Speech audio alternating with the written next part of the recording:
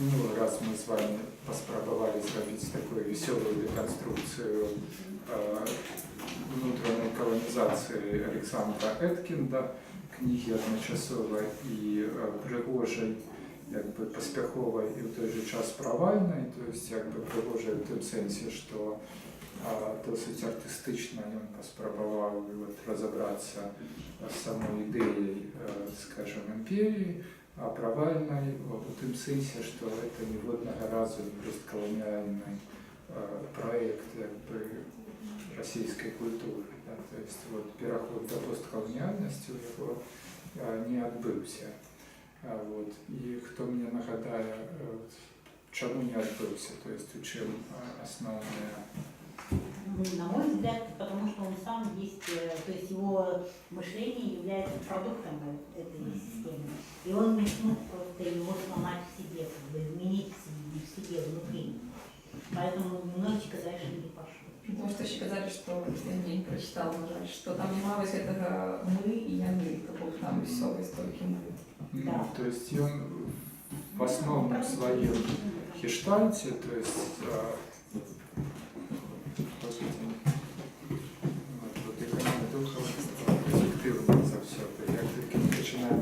одразу все приходять. А коли б сидели и всех чекали, то чекали бы долго и долго. Да? Вот.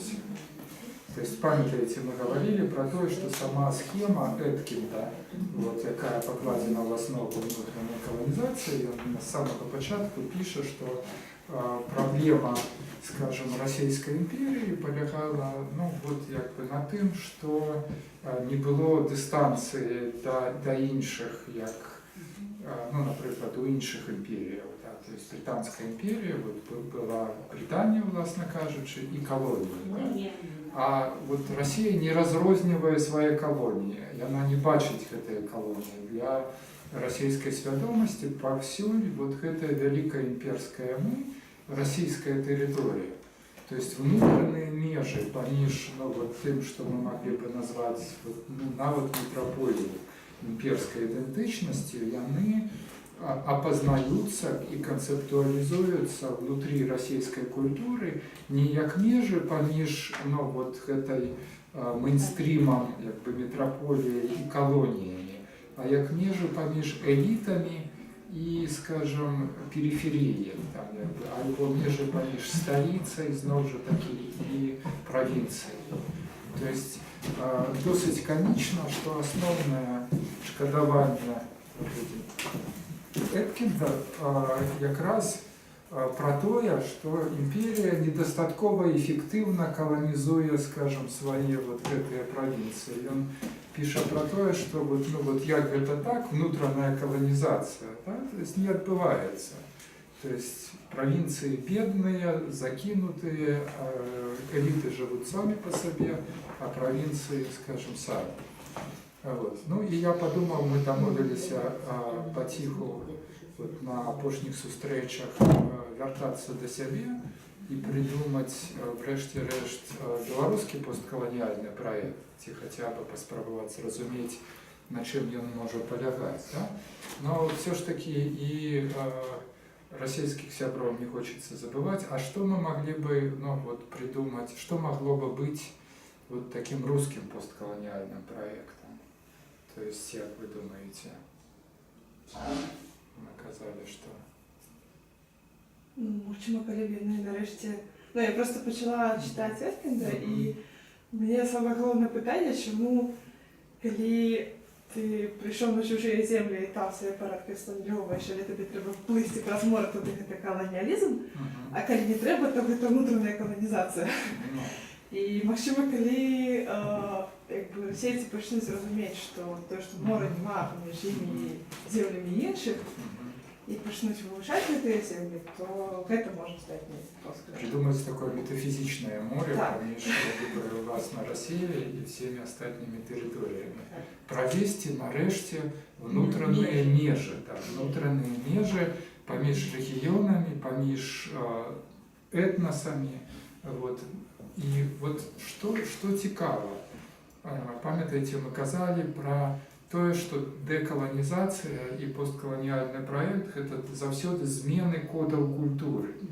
То есть для британцаў як бы гэта было вельмі, ну скажем, ясна і празрыста, і славутая вот гэтая політкарэктнасць, якую зараз все ругаем як бы, і ясна за што, яна паўстае менавіта з-за гэтага. То есть это спроба вельмі жорстка разабрацца з каланіяльнымі кодамі культуры, ну, вот, якія працуюць і якія канцэптуалізуюць іншага, як чужога, ніжэйшага, варожага, ну вот як заўгодна. То есть такая забарона на вот як бы каланізацыю в основе своей, да?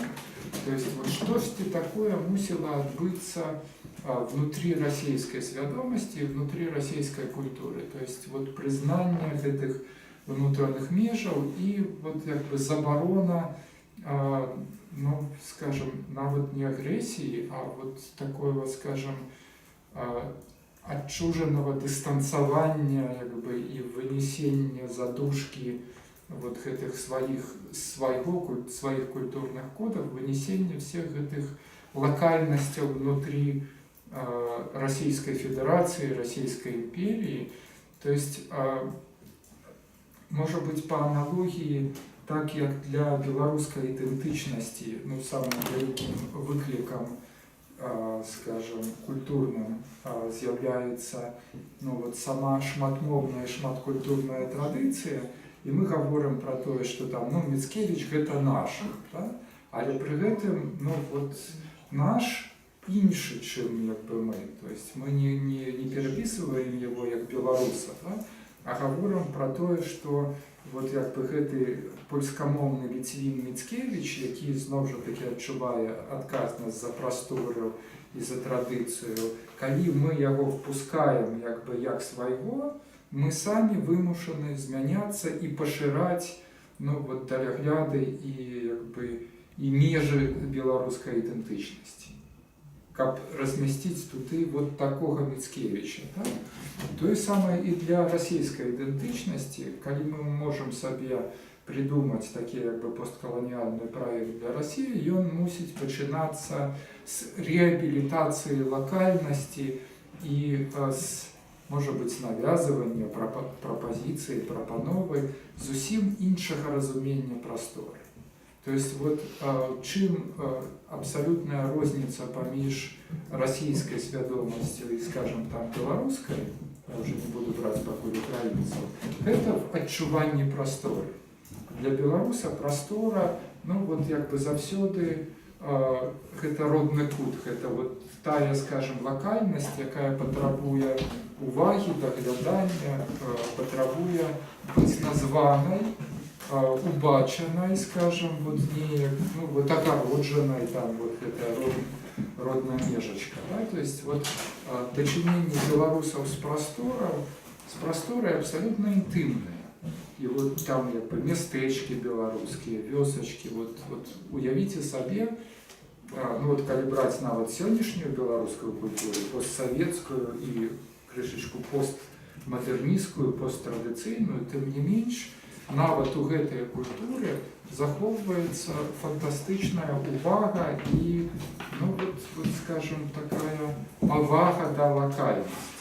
Для нас важная там всякие, я не кажу, там не свіж, Навагрудак, Слуцак, то есть это все гучыць як музыка для беларускага вуха, да? Але і всякие залессі, там як бы малыя вёсачкі, вот в гэтай вёсцы там як бы нарадзіўся, не ведаю, Барадулін, там, а вот тут вот Быкаў, а тут, ну, напрыклад, там Анатоль Сыс, вот, ну и так далее, и так далее. То есть все это вельмі важно. То есть навучыць расійскую культуру увазе і павазе да лакальнасці. Вот як гэта зрабіць, я не ведаю. Вот, и ясно, что, может, у вас есть некие рецепты? Все духи выкликанные, да? С ними никак нельзя, кроме как, ну, вот, силы заставлять их понимать, что вот граница, нет, дальше не нет, ну вот, разумеете, сила и культурная кода не повстают. То есть вот на физическом уровне надо показать. для змены культурных кодов мусить потребное быть все ж таки вот внутреннее выспевание культуры. То есть культура робить цикл своего развития. Я бы сказал, что в поздние советские часы, недзе вот другая полова сярэдзіна 80-х, парадоксальным чином вот гэтая поздняя советская культура, якая ганарыцца там своим интернационализмом, там, ну вот ясно, что это Советская империя, но вот яна по внутреннему циклу яна выспевае да вот гэтых локальностей.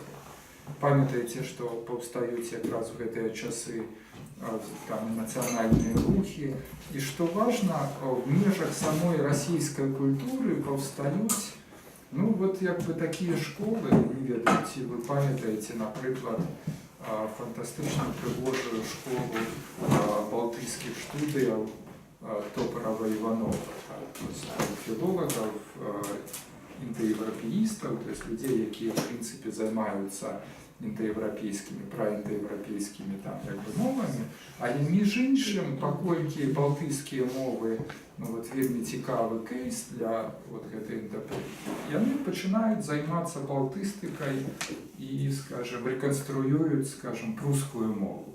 И, здаецца, это Топоров выдавал словник як бы вот этой старой прусской мовы, балтыйской, да, то есть и, ну вот, паўстае там беларусістыка в Москве, не ведаеце, вы памятаеце Лабынцева, вот такие, якія выдае, ну, фантастычна цікавыя кнігі по 16 стагоддзі, по всех этих монастырях, як бы православных, там про Скарыну выдае книгу, то есть в институте славянознаўства, ну, как бы целые секторы, то есть паўстаюць, ну, вот, як бы,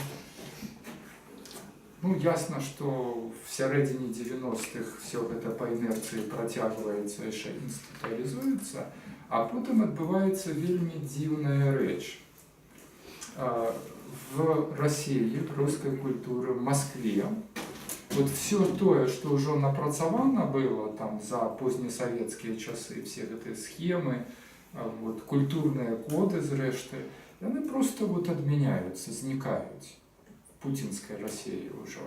И на место Лабынцева приходит Решетников с Институтом стран СНГ, коли вы ведаете, что это такое. Да? То есть это филия ФСБ, якая, ну, вот так само займаецца Беларусью, Украину, там, Балтией, но с таким, як бы, крышечку іншим, як, типом уваги, да?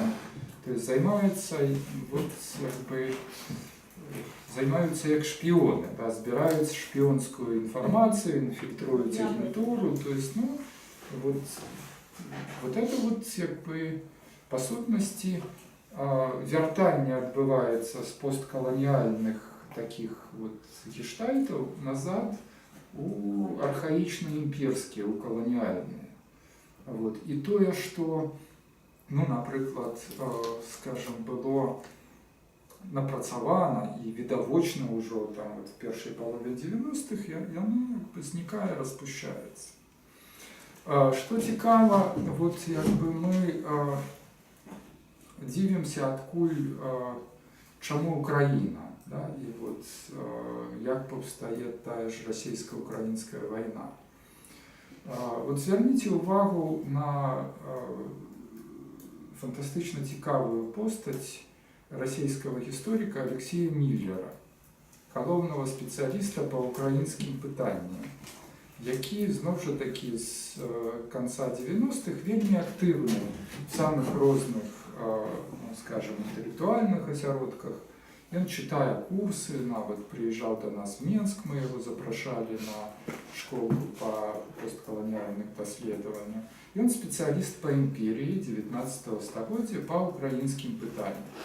Профессор Центральноевропейского университета, сябруе со шмат якім, ну, со шмат якой, як бы, німецкай професурой, то есть, ну, вот, дастаткова, скажем, цікавы, кваліфікаваны і заўважны гісторик. При гэтым ён не просто гісторик, а публічны інтэлектуал, які выказваецца, ну, удзельнічае в дыскусіях. І вот калі вы, скажем, побачите тую тэндэнцыю і ягоную пазіцыю, якую ён займае ў дачыненні да украінскага і беларускага пытання з конца 90-х, ее можно подсуммовать. Не слушайте вы этих националистов. Причем сам он прихильник либеральной империи, то есть в духе Чубайса, але тым не менш, ён скарыстоўвае весь свой символічны капітал хутчэй для, хотя ён займаецца той же самой Украінай, сябруе са шмат якімі украінскімі гісторыкамі, ён скарыстоўвае для дыскрэдытацыі той культуры і той прасторы, якая ёсць аб'ектам, скажем, ягонай увагі. Упершыню, дарэчы, у яго была такая вельмі цікавая паказальная дыскусія в гэтым сэнсе, калі ён прыязджаў у Мінск і дыскутаваў, скажем, пра Андрей Казакевич арганізоўваў такі круглы стол, шыкоўна, просто выдатна. Цяпер ён сам ужо адчувае, што спалены, апазнаны як такі імперыялістычна зарыентаваны інтэлектуал і крышачку іранізуе са сваёй пазіцыі, змягчае, но тым не менш, калі браць нулевые, недзе до 10-го года, гэта надзвычай жорсткая інтэлектуальная вайна. Дыскрэдытацыя, притым, по-рознаму можна, скажем, воевать і праводзіць гэту імперскую палітыку. Яшчэ до того, як Украіне была объявлена война, непосредственно, с оккупацией и агрессией, это все отбывалось в сфере текстов, отбывалось в сфере свядомости, в сфере культуры. И недарма мы, когда говорили про постколониальное доследование, скажем, мы говорили, что основное это текстуальность, а не реальные завоевы. В этом сенсе гэтая книга, про якую я вам уже казал, Микола Рабчук «Постколониальный синдром», мы с вами говорили про разные способы опознавания постколониальной проблематики и анализа. То есть Эва Томпсон написала классичную заходнюю работу по деконструкции классичной российской литературы, як империалистичной трубадуры империи, имперская веда. Эткинд спрабаваў такую самодеконструкцию, скажем, не атрымалась. Чым цікава эта книга Миколы Рабчука, что это не теоретичный трактат, а это поведомление с фронта. При тым, что сам ён такі вельмі разумны и падкаваны интеллектуалы, ясно читал всех этих Саидов, Бхабхов и всех остальных теоретиков, тут мы не знойдем, например, артикул про гибридность у Бхабхи, альбо концепт ориентализма у Саида и ягонае дастасаванне до Усходняй Европы. Это абсолютно и фантастично цікавая, абсолютно заангажаваная работа с культурными актуалиями, с теми спрэчками, дискуссиями, сутыкненнями ідэалагічнымі, якія адбываюцца з нагоды Украины в такой постколониальной перспективе апошние 15-20 год. Так само раю украинцы выкладывают все это в сети, постколониальный синдром. Кого еще мы пропустили? Для российцев мы придумали идею увага до локальности и внутренние межи. То есть треба начинать с того, что промалявать, прочертить все эти внутренние межи. Что еще может быть цаглинкой в российский постколониальный проект? Как им перестать быть империей? Признание субъектности, идентичности внутри, например, просторы Российской Федерации, то, что они обозначают как российское «мы», и оно насыщенное адрознымі суб'ектнасцямі, да, ідэнтычнасцямі, этнасамі, мовамі. То есть вот я бы пачынаў просто з прамалёўвання такой як бы вельмі падрабязнай, уважлівай мапы вот той тэрыторыі, якая засталася як Расійская Федэрацыя на сёння. Вот мапы ідэнтычнасцяў, моваў і рэгіёнаў. Да. Яно, вы сказали, что оно насыченное, насамрэч не, тому что у их культуры яно не уплетенное. Коли ты там размаўляешь в Москве про то, что ты бачыў в Иркутску, нічога не ведаешь про то, что адбываецца в Иркутску. Это занадто великий пласт информации. И мне падаецца, что коли... Или не дает.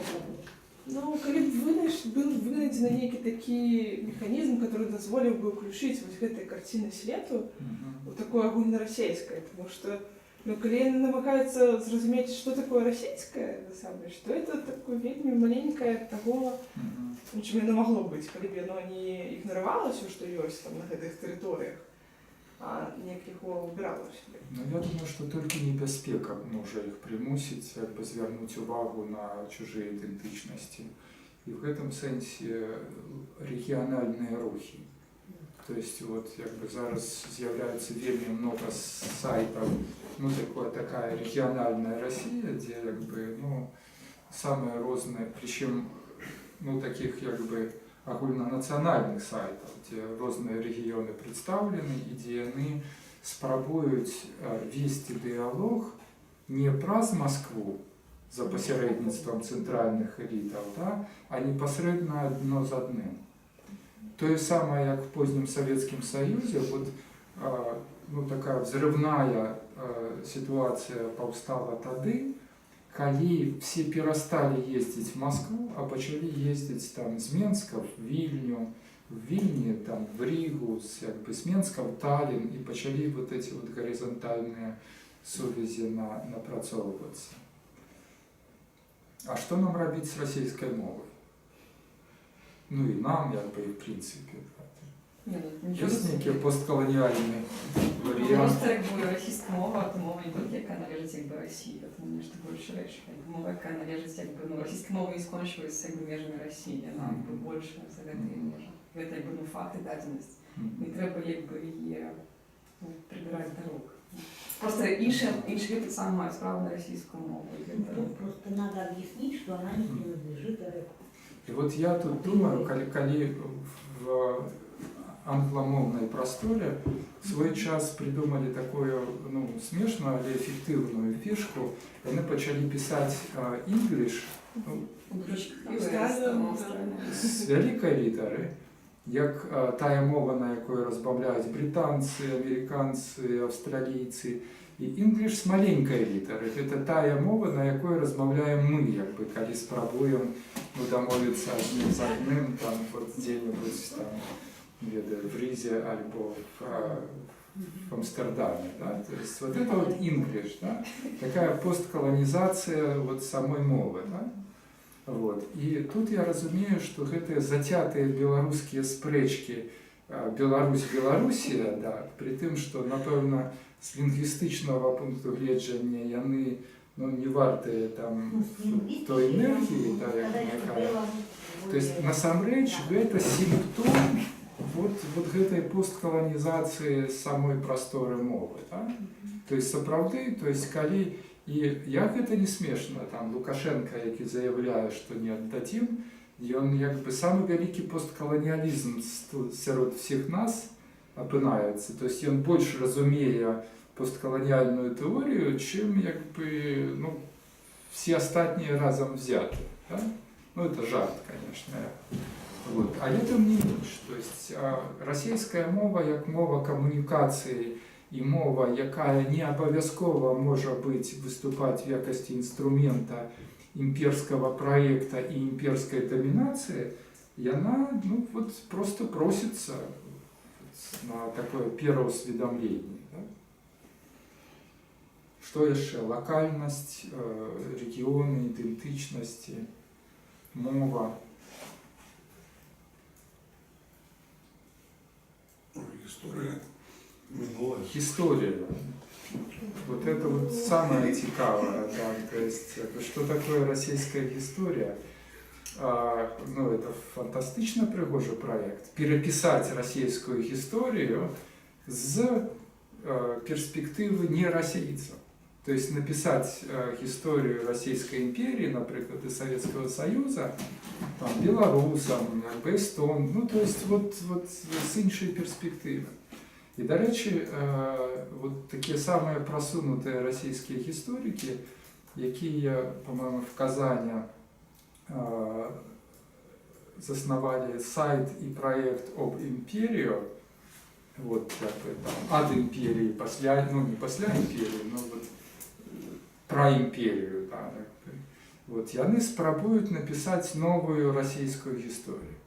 Но и мы нават поспрачалися там крышечку на Фейсбуку, там у них сторонка есть, как бы, и они зрабілі крок, які, то есть, они шчыра хотели, ну, вот, постколонизовать, то есть переписать по-іншаму, убачить российскую историю.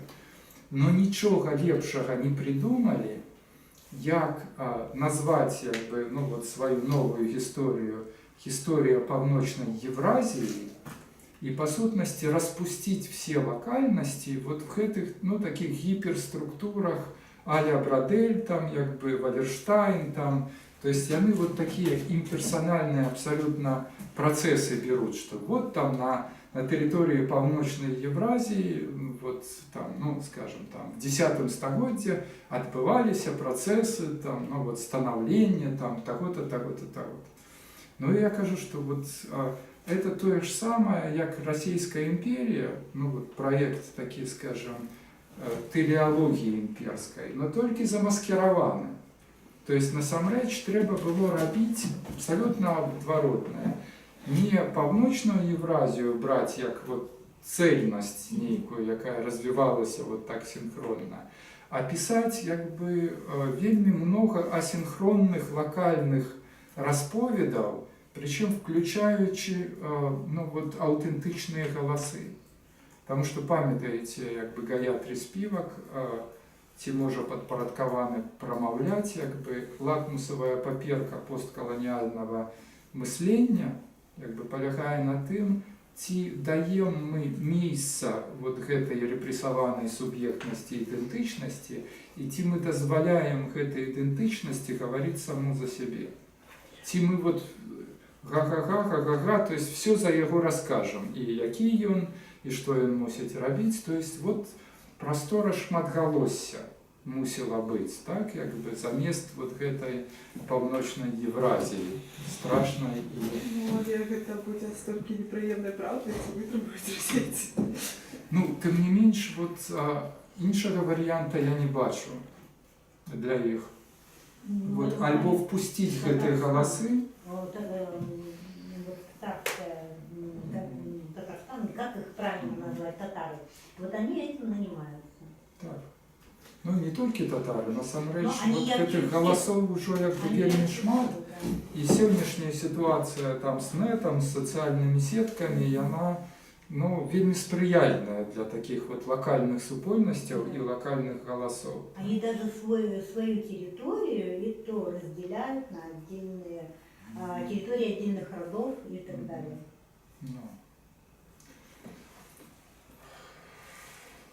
Ну, Россию мы уладковали. Будем лечить, да, что когда кто-нибудь почует, может быть, и реализует что-нибудь. Там все настолько стерто, и я им пишу постоянно. Опишите мне, пожалуйста, типичного русского, когда они там кричат, но я же вижу по сленгу и по стилистике, что он вообще там, ну, как бы, к русским отношения не имеет, да? Я говорю, опишите мне типичного русского, как он выглядит, как он разговаривает, а теперь посмотрите на себя в зеркало. Все, на этом нападка заканчивается. Можна писати типічного білоруса? Или можно. У меня есть знайома армянин, каже, веду 7 человек из Беларуси, ничего говорит. Понимаете, граждане Беларуси это одно совершенно. Я думаю, что, ну, вот для себя я таки стиплый внесок у такую деколонизацию, ці постколонизацию России, вызначив, что я просто завсёды в Фейсбуку пишу и размовляю по-белорусски. Причем не от неповаги, а наадварот от жадання долучить россиян до абсолютно нормального нашего усходнеевропейского гештальта, когда кожны говорить по-своему и все всех разумеют. Вот белорусская ситуация, когда никто не памятая, кто в даденый момент, на якой мове, робив коментар або заввагу. І от коли яны навучаться разом з нами так, а лепшие з іх ужо, той же там Максим Харюновс, який там блукає тут часом по Менску, яны ўжо ў гештальце і пачынаюць адчуваць асалоду ад гэтай, тому што это сапраўды фантастычная асалода разнастайнасці, калі ты разумееш, што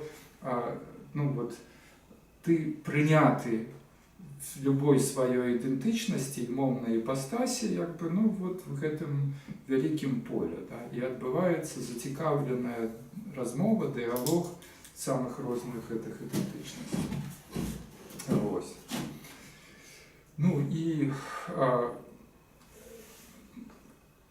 Это мы, так скажем, навздагон папярэдняй размове про Эткінда.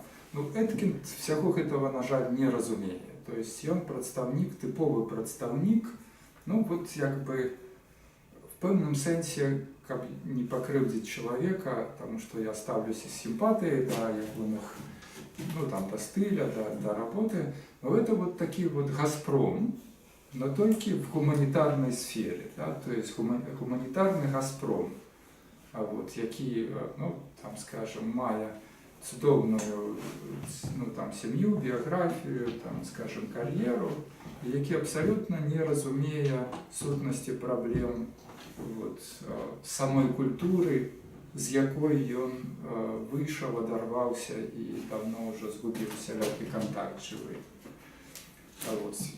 Но я подумал, что мы засяродзіліся с нашей региональной перспективы на ўсходзе. И крышечку на заходе, коли говорили про Ларри Вульфа «Вынаходніцтва ўсходняй Европы. И зусім забыли наших сяброў з заходу, сяброў полякаў, братоў полякаў. Да? А тут же так само, певная колонизация, там як бы вы так сходу и подрознение от россиян Российской империи, где есть там и Эва Томпсон, и Эткінд, и шмат назиральников и деконструкторов.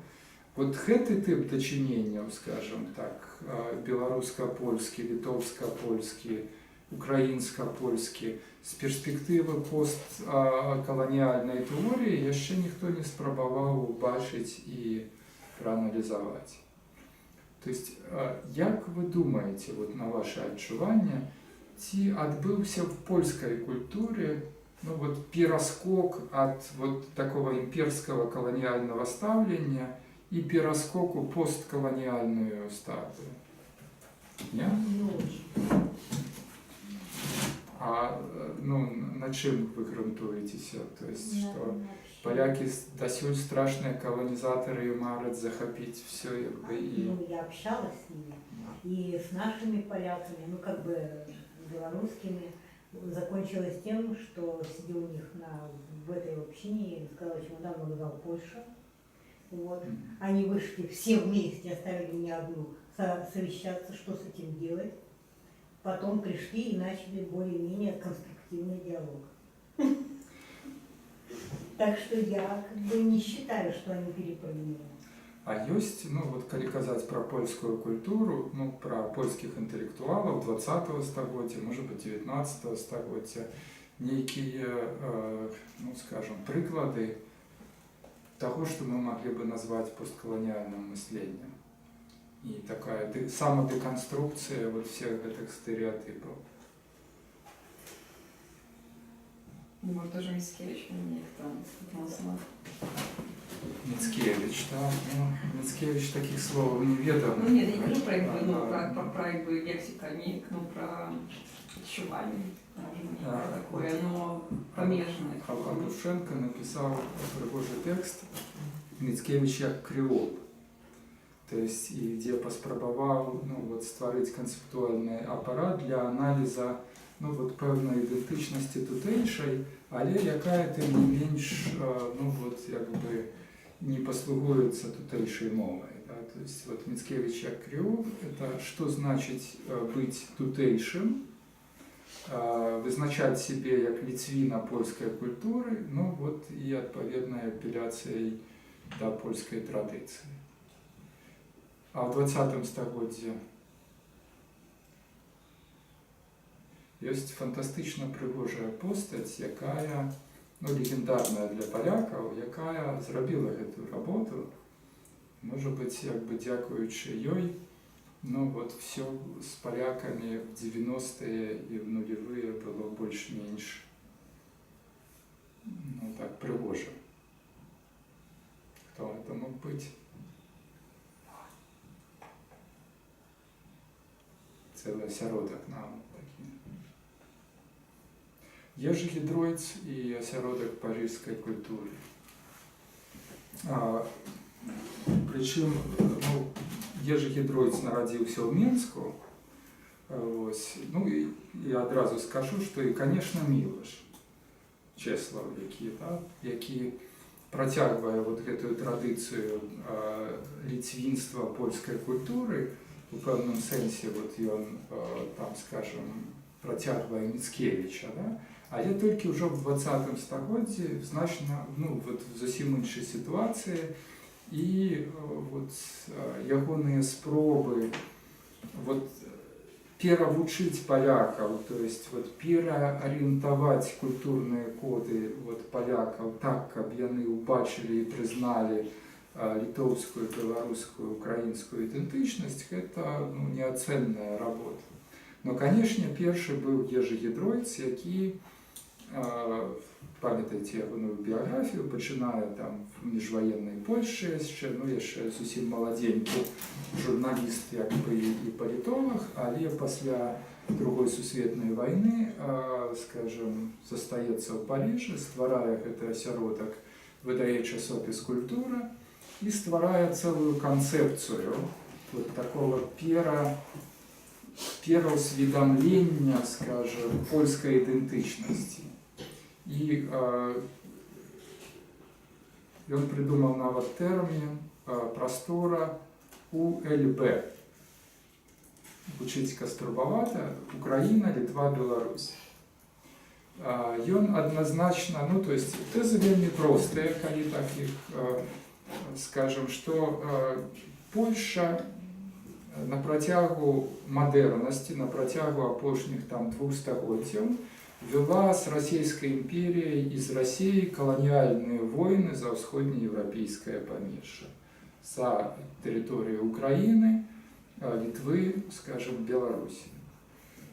Першая тэза. Другая тэза, што все гэтыя каланіяльныя войны Польша прайграла, причем проиграла с треском, и вынікам этого проигрыша заўсёды ставала колониальная залежнасць самой Польши от России. Да? И калі Гідройц сидел в Париже, это было абсолютно відавочна, Варшавская дамова, там абсолютно сателлит. Да?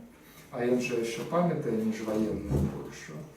И наступная теза, что только незалежная Литва, Украина и Беларусь могут гарантовать Польше канчатковый выход з-пад сферы российского уплыва, и отповедно спынення этого целого модерного гештальта.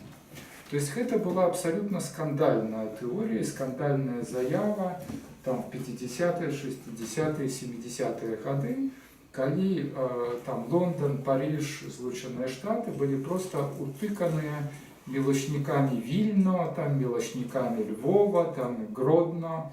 То есть и гэтыя люди, адчувалі сябе абавязанымі там змагацца за страчанай тэрыторыі. То есть Гідройца не любілі, але з цягам часу так год за годом все больш і больш разумелі гэтыя, скажем, геапалітычную рацыю ягонай канцэпцыі і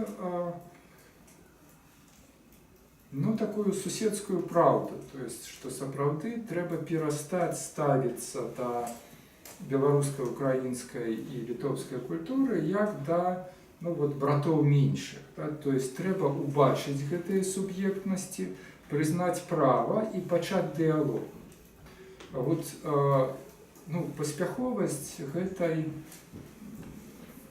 работы, то есть Мацкевич сказаў бы культурнай палітыкі, а это сапраўды была вот такая культурная палітыка, сталася відавочным пасля канца Савецкага Саюза.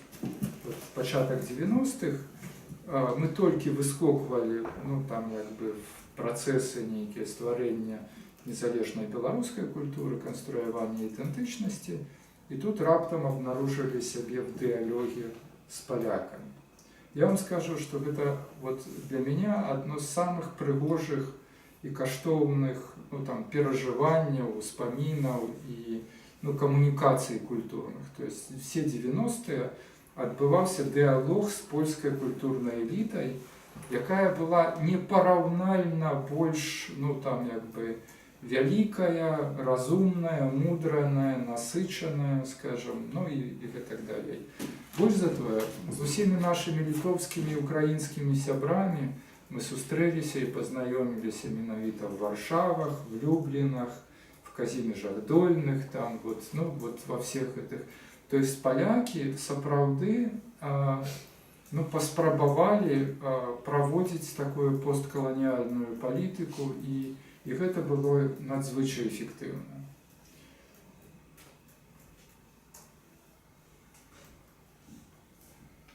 Але, на жаль, такое ўражанне, што все гэта скончылася.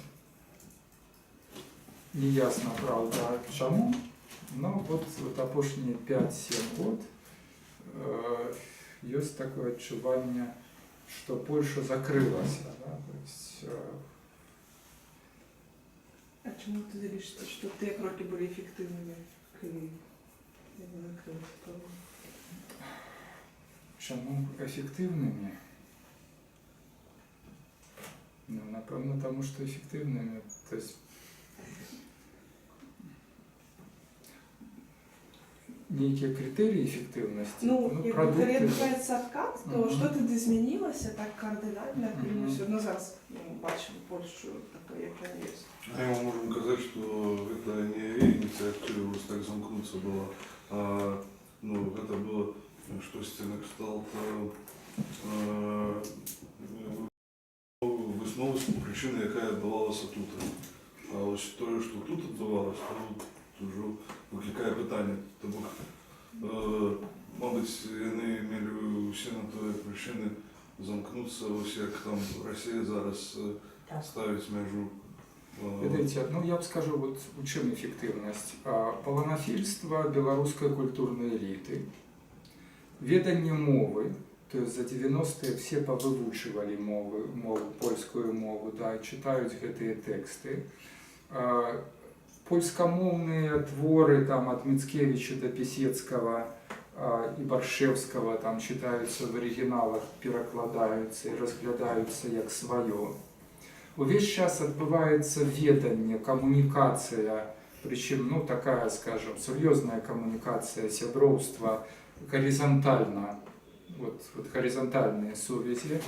То есть просто поглядеть вот дзейнасць Хадановича и ягонай команды перакладчиков, вот уявіце сабе, колькі вышло, там 4 тома Мілаша, там все гэтыя паэтычныя зборнікі, вот весь час там перакладаюцца все новые и новые тексты, причем от классики, зноў жа таки, Пясецкого до сучасной польской литературы, там Вольга Токарчук, например, альбо там тая ж Бонда, вот польско-белорусская гэтае памежжа надзвычай. То есть мы, скажем, ну, надзвычай мы приняли польскую культуру, ну, вот в якости частки региона. То есть, вот, калі казаць про гэтую усходнеевропейское памежжа вялікае, то есть у нас няма дистанции, мы не успрымаем польскую культуру и польскую идентичность як чужое. Вот в этом... Поляки. Вот. И І тут ёсць некалькі трывожных такіх як бы момантаў, якія пачалі змяняць гэтую парадыгму. Яны не змянілі яшчэ, але ўжо я тут не буду казаць пра ўнутрыпольскія там праблемы, вот разлом паміж правом и справедливостью, там, формой обывательской, там, ну, там вот, на либералов и консерваторов, там целая война идет, да? Вот. Парадокс вот этой постколониальной политики гідройца, які зрабіў ставку там на украінцаў, беларусаў і літоўцаў, і вот на непасрэдных контактах элітаў, да, в тым, што гэтая палітыка прайшла міма меншыняў. То есть живые, реальные польские меньшыни в Беларуси, Литве, в меньшей ступени в Украине, адчулі сябе здраджанымі, пакрыўджанымі і вот крышечку так забытымі. Славутая гісторыя пра тое, як Мілаш прыехаў у Вільню, і асноўная ягоная сустрэча была з літоўцамі, з літоўскімі літаратарамі, ну, як прадстаўнікамі гэтай краіны. Да? А палякі віленскія дико пакрыўдзіліся і ну, пачалі там пісаць, крычаць, а мы пра нас забылі, гэта мы тут ну, прадстаўнікі гэтай сапраўднай традыцыі. Да? Вот. І ясна, што гэта была не такая сітуацыя, якая мае нейкае добрае вырашэнне. Там Мілаш яе замяў, там штосьці пагаварыў, ну ясна, што меншыні былі ўжо дапаможныя і мінарытарныя.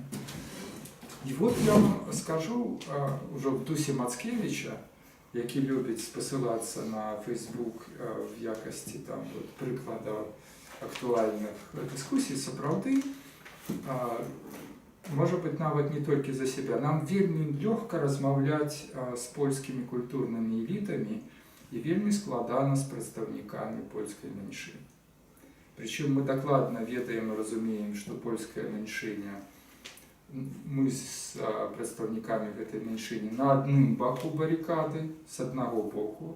Нема ніякіх, ну, скажем, ніякіх супярэчнасцяў, ну, таких там палітычных, культурных, не ведаю, там, грамадзянскіх, то есть, як бы, самыя асноўныя пытанні там вырашаны.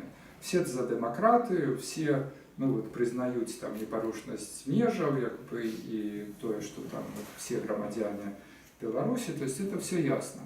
А самое цікавае, ну, вот, прадмет спрэчак, гэта якраз вот такія вельмі тонкія рэчы, якія тычацца ідэнтычнасцяў і розных посткаланіяльных фіш. Я памятаю, што асноўная спрэчка пачалася з таго, што ну, хтосьці з палякаў дико пакрыўдзіўся, што беларусы бяруць у дужкі.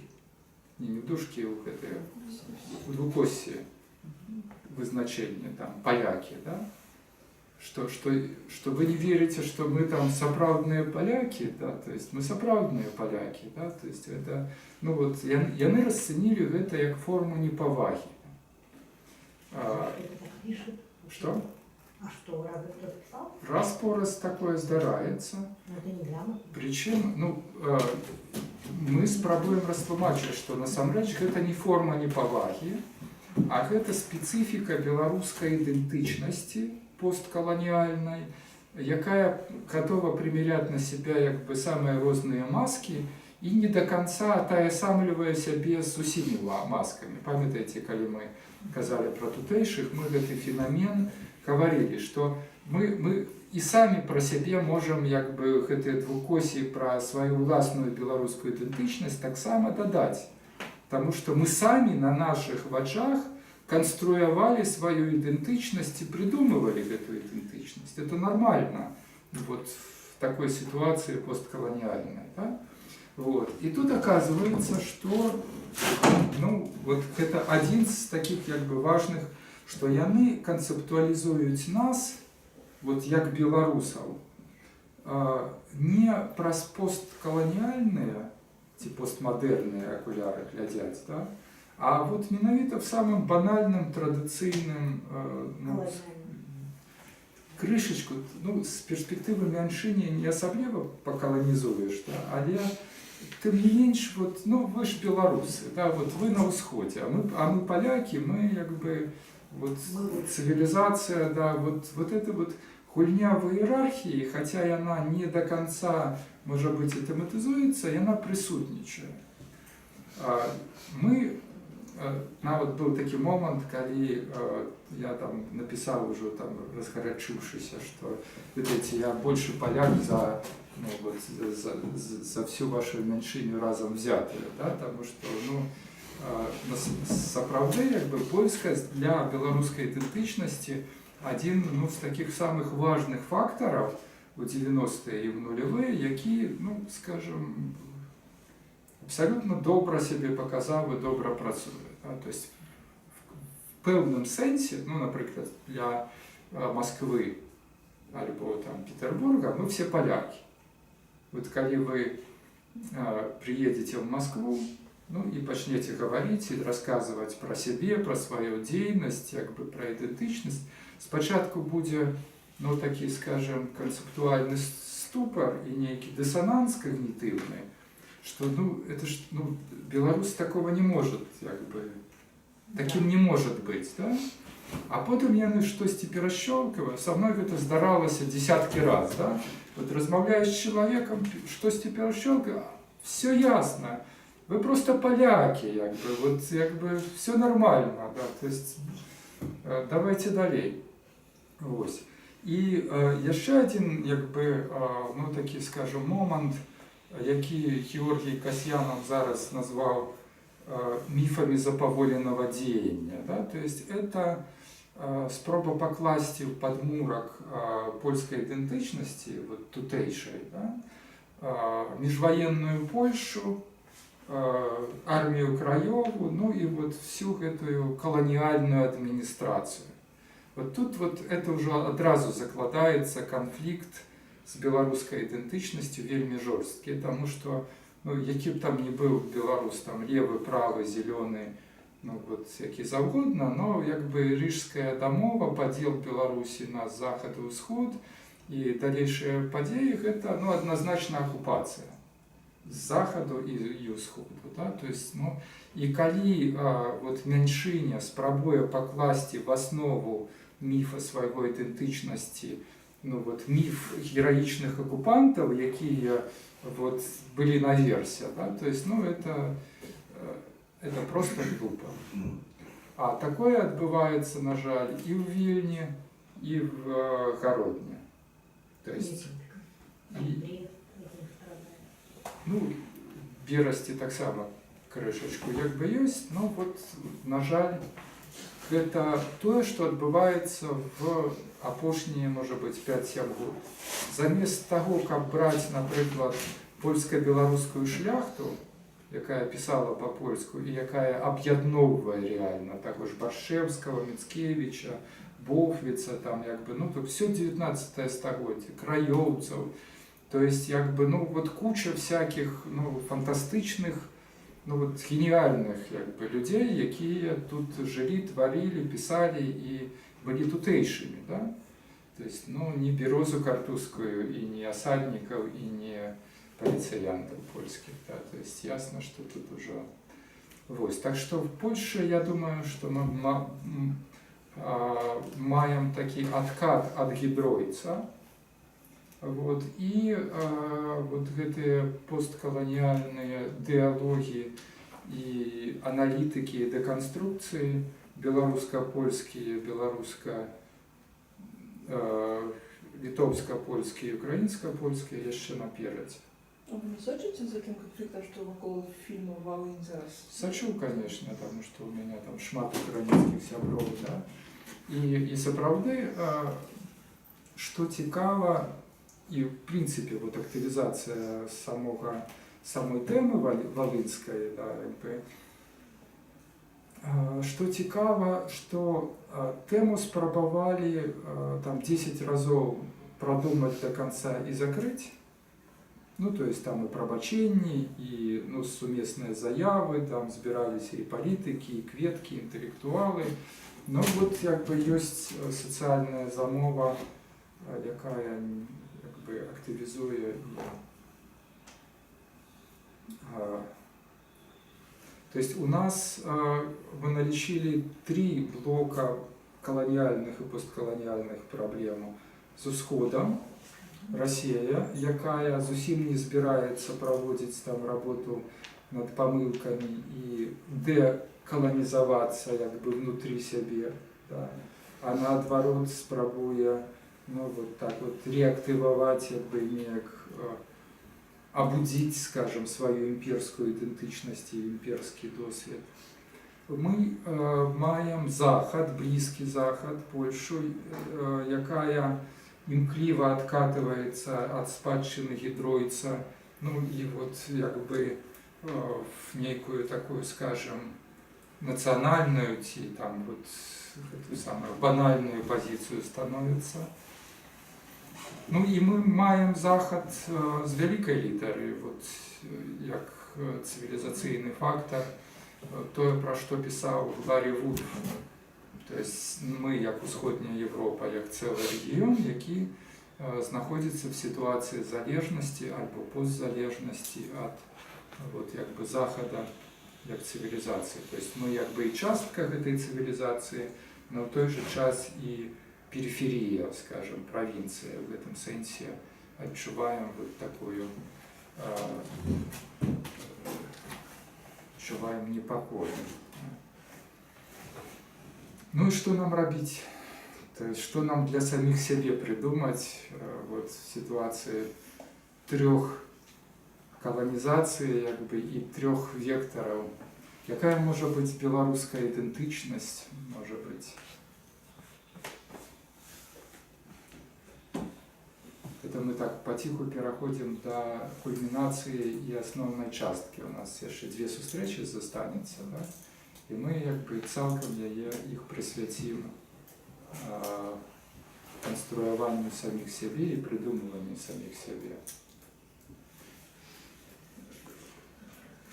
Ну, мені здається, що ось як на початку століття на Мінському вокзалі було 4 мови писати, то білорусам треба перестати придумляти собі некую, ну, такую монолитную одинку. Треба принять, что ну, мы это там и габрейская культура, и там и российская культура, и там польская культура, и ось навчитися сполучати усього це в собі, переключаючися, але мені подається, що це так вельми тяжко реалізуема штука.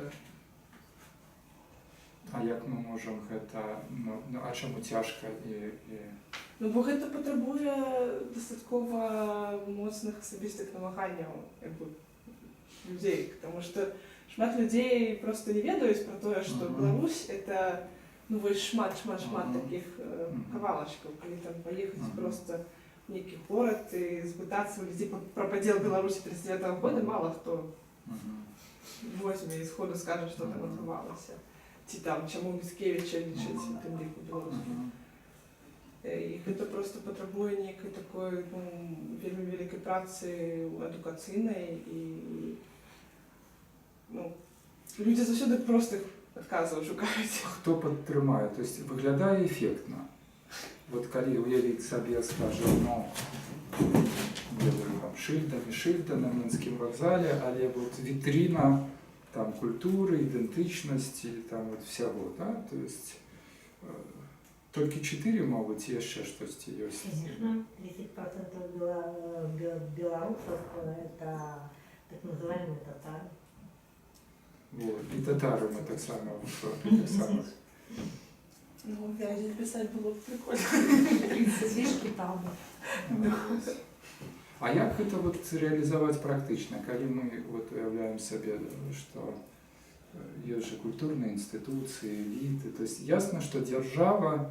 Государственная мова должна быть одна. Держава... Начнем с этого.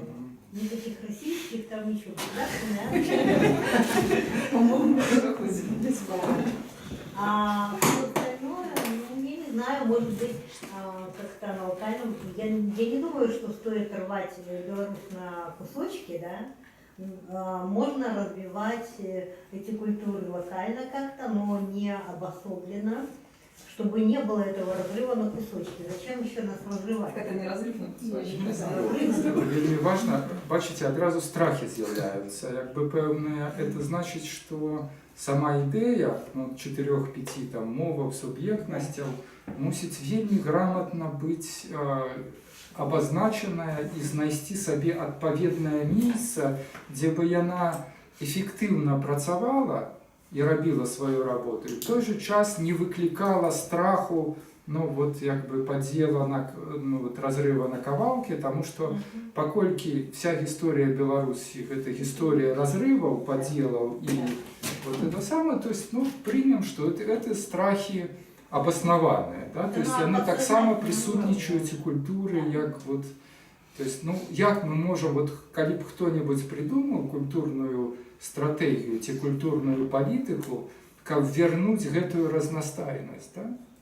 Просто про Россию, да, про то, что там стратегия для России, как она выбирала у себе да, всякой меньшости.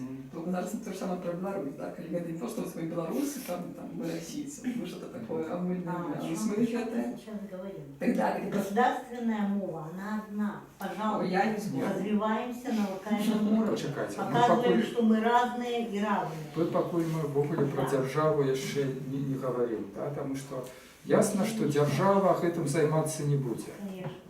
То есть, коли казать про проект такой складаної ідентичності, это передусім на початку, і може бути і не тільки на початку, проект культурних елітів і культурних інституцій. Тобто на початку це мусить відбутися у свідомості нашій, да, і в культурі, змінитися культурні коди. І в 90-е про це вельми шмат казали, про те, що це фантастична разностайность, но что это значит реально и практично? То есть мы уже достатково прожили с идеей и толерантности, и этого Минского вокзала, як мы можем придумать, визуализацию, практизацию, як мы можем перекласти эту пригожую идею на мову культурных проектов и самоидентичности. У меня скорее такое, может быть, принципиально другое ракурс взгляда, потому что сама конструирование идентичности из истории, он такой устаревший. И в чем проблема? В том, что тот, кто садится писать историю, он пытается занять такую монопольную позицию, который в конце концов претендует на то, что это истина в последней инстанции. И сценарий такой: мы пишем какую-то самую правдивую историю, потом всех учим в школе ею, и все верят и становятся такой монолитной типа нацией. Это типичная модерная нация, как-то так и рождаются. А сейчас идет такая битва историй, битва за прошлое, да, которая, мне кажется, принципиально уже невозможно ее выиграть. Это, когда я, допустим, хочу пойти на работу, я сажусь и пишу резюме. И пишу такое резюме, чтобы работодатель, я ему понравился. Который, как будто я всю жизнь шел к этой должности. Да, в школе я был ходил шахматами занимался, развивал аналитические способности, потом туда-сюда, и наконец пришел и готов И сколько раз я буду писать резюме, заново, не просто доставать из архива, а переписывать, столько у меня идентичности будет. Где-то я аналитик, где-то я менеджер проектный, где-то я креативный директор. То есть я могу в своей истории найти что угодно. Но моя личная идентичность, меня как Ивана Веденина, она строится на рефлексии, а не на рассказанной однажды истории. То есть, и более того, я больше думаю про будущее, чем про прошлое.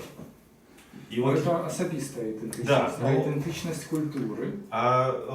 Идентичность культуры может строиться, как мне кажется, на похожем развороте из попытки сконструировать прошлое. Прошлое надо просто принять во всем многообразии, но развернуть свой взгляд в будущее и ответить на ключевой вопрос: а как нам жить вместе? вот таким разным, да, там, как бы и полякам, там, и русским, и украинцам, ну и вообще вот всем, и еще и литвинам, к тому же, которые тут бегают единично. Вот как нам жить вместе? И вот это, мне кажется, более важный вопрос, и на котором может построиться новая идентичность. Ну, это как бы либо политическая нация будет там, ну, либо может быть какая-то вообще, как там, Беларусь льющейся формы, как вот Боярин там вкидывал такие идеи, начитавшись, кого начитавшись, ну, короче, да, извините, вылетело из головы, но вот, если вспомнить, скажу, да. Абдиралович? Да, Абдираловича, вот, когда он там про льющуюся форму, вот, ну вот если так пофантазировать, то если бы мы нашли такую льющуюся форму, то это могло бы и стать ну, другой основой. И это бы нас поставило совершенно ну, выигрышное положение по отношению к проектам ну, там, и российской, где бы они не могли нас поймать как каких-то националистов, потому что ну, это было бы льющееся, то есть как бы оно бы никак вообще не воздействовало, то есть оно бы, это как в туман бросать камни, надеясь его ну, победить. Ну, настолько бы они нелепо выглядели со своими там, ну, как попытками там, нас как-то схватить. Но другое дело, что представить себя свету было бы ну, сложно вот в этой какой-то новой форме, но так, ну, я думаю, важнее самим себе представить себя, нарисовать воображение, кто мы, и тогда можна двигаться вперед. Цудовно по формі, от це те, що я ну, якраз і чекаю. Проговорювання всіх своїх страхів, ідеїв, там, якби, сперечок з усіми одразу і самими собою. А я, ну, з вашого дозволу, літерально по півхвилинки після ваших промовів, от зараз ну, буду обозначати важні, як мені здається, речі такі рефлексивні. Тут вельми важно, що прогучало, це классичная нация, мономовная, монокультурная, скажем, моноетнічна, як, ну, скажем, певний орієнтир, на який нам не варто орієнтуватися. Да?